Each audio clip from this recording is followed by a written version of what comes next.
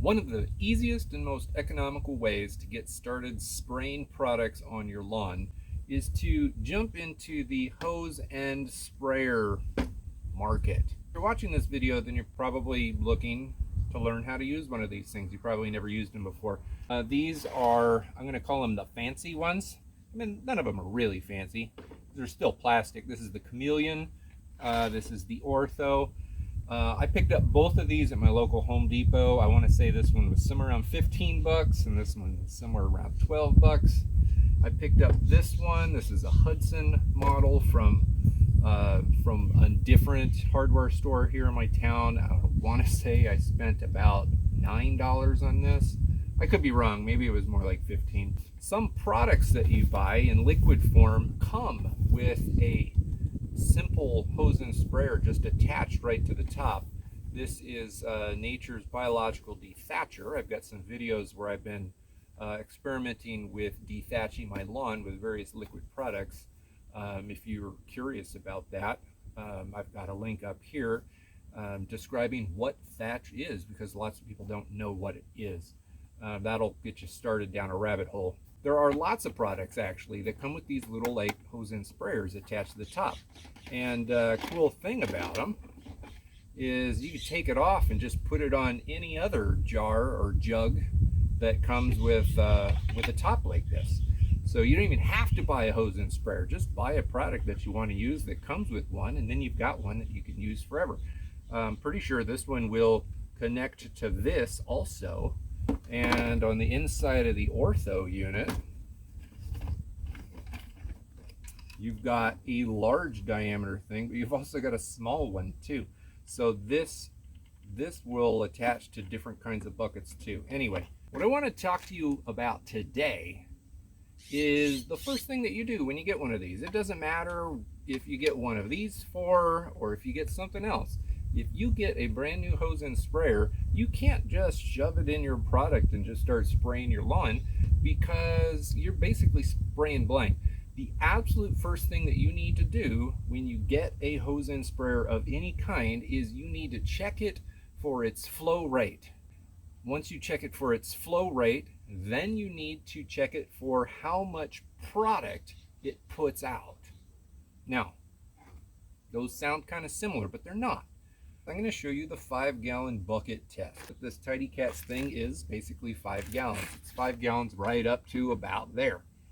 So what you want to do is attach your sprayer to your hose and then turn it on full blast and see how long it takes to the second to fill up 5 gallons. Divide that by 5 and then you know how much water comes out of your hose and sprayer every minute. Now it sounds like, oh well, it'd probably be about the same for all of them. Well, it's similar, but it's not. This takes approximately 15 seconds more to put 5 gallons into the bucket than this does. Now, point being is if this takes 15 seconds longer for every minute that it sprays, this is putting out less water than this is. Now, why is this important? Because this takes, I measured it at, for my hose, and this is going to be different for you and your hose. Otherwise, I would just tell you the number and we'd all go about our day. Everyone is going to be different because you got different water pressure coming out of your hose. Now, there's some resistance in here which causes less water to come out all at once, and that's why it changes from house to house and yard to yard. It might even change from hose to hose. Here in my yard, it takes 2 minutes and 29 seconds for this Chameleon hose and sprayer to fill a 5-gallon bucket, which means it takes, let's round it to 30 seconds per gallon. This is why it's important. Because every hose and sprayer, excuse me, let me just pop that over here. Not everyone. This has on and off. So you can't really calibrate how much is, you can't change how much product comes out. You can with this. You've got a dial to calibrate it up here. Chameleon has a dial up here that you can turn. Same thing with Ortho. I mean, they call it the dial and spray. You turn the dial to how much product you want to come out per gallon. That's the important part here. Whatever setting you put it at is how much product comes out for every gallon of water. So if it takes 20 seconds to put out a gallon of water versus 30 seconds for every gallon of water, and you've got a property that's going to take you a lot of time to walk through, then you need to understand how much product is coming out and how fast you need to walk. In my yard, this takes about 2 minutes and 15 seconds to put 5 gallons of water into the bucket. If I set the dial here to 8 ounces per gallon, then that means it should take 4 minutes to put 32 ounces of product on the lawn. The next test is you put 32 ounces of water into your container, because I've got an 8 ounce setting. Same thing here. You've got a 4 ounce setting, 5, 6, 7, 8, and not 7, but 6 and an 8 ounce setting on the ortho. If I put this on the 8 ounce setting, it takes 30 seconds for every gallon of water to come out, and every gallon is going to put 8 ounces of product out, and 30 seconds times 4 is 2 minutes. 8 ounces times 4 is 32 ounces. So I'm going to put 32 ounces of water in here and spray for 2 minutes, and after 2 minutes it should be completely empty. If you are very thorough, you're going to do the test on the 8 ounce setting, the 6 ounce setting.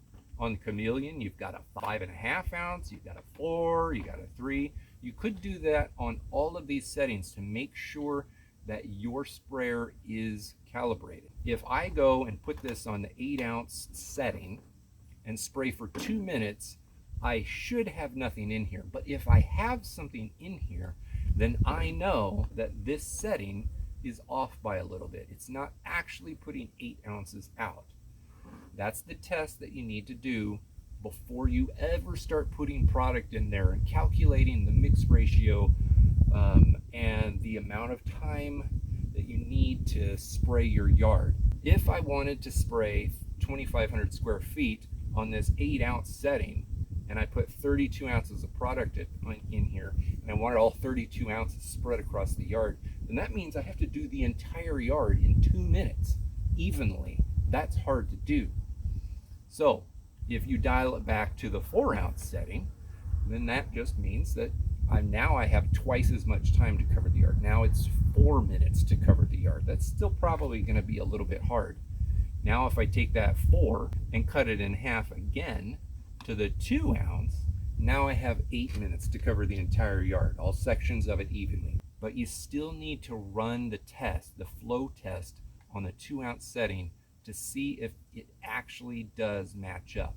If you put 10 ounces of water in here and it puts 1 gallon of water into your bucket every 30 seconds, then that means it should take 2.5 minutes, an entire 5 gallon bucket, to get rid of all 10 ounces of fluid that are in the container. That's the test that you have to do. You need to test the flow rate because it might be spitting that product out faster than it says on the dial, and it might be putting it out slower. You need to double check and make sure that it's accurate. And if it's not accurate, then you need to adjust your own numbers based on what it is actually doing. No matter which sprayer you use, everything is going to be different. There is no hard and fast rule. If you're using a 5/8 inch hose, it might be different than if you're using a 3/4 inch hose. If your hose is 150 foot long versus a 10-foot hose, it might be different. It might be different from a hose on this side of your house to this side of the house. Whatever is important for you and your yard, your property, do the flow rate test so that you can get the mix ratios correct. Now, if you go the route of buying one of these, because you can buy this, you can just buy that, or you can buy a blank labeled container like this. These are simpler than these.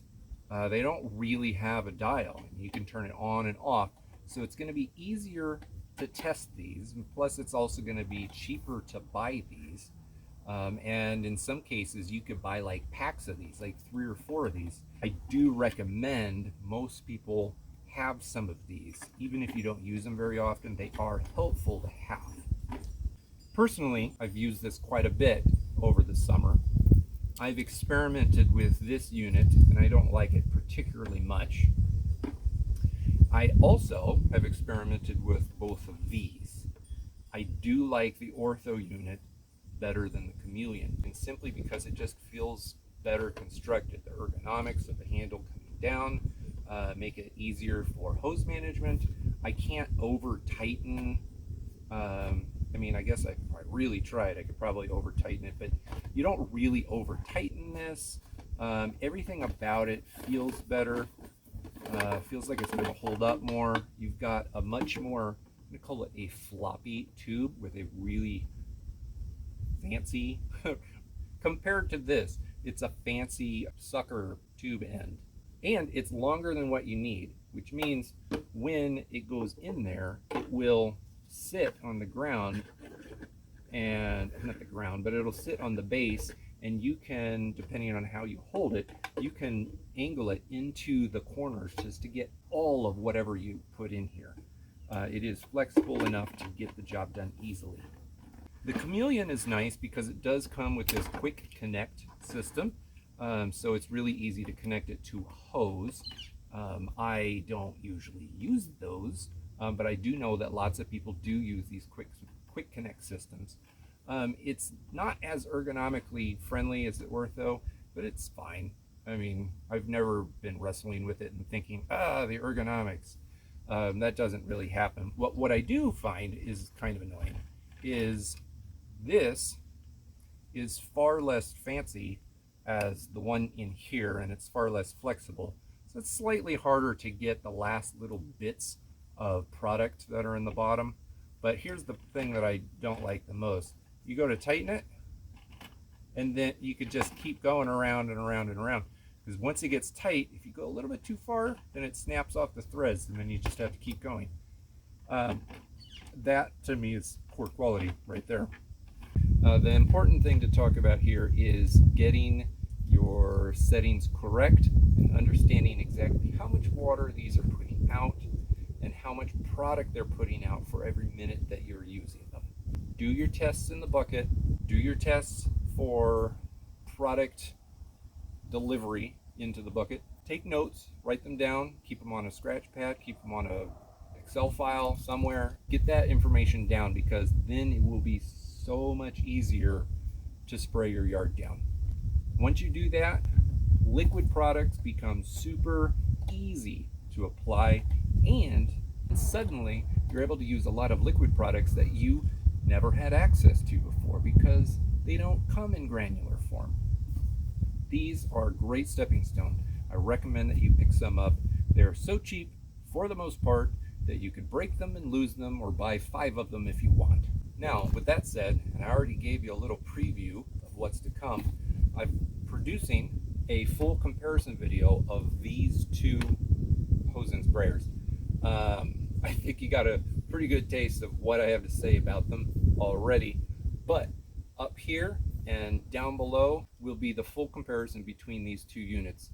These are some of the more popular fancy hose and sprayers that you can get on the market.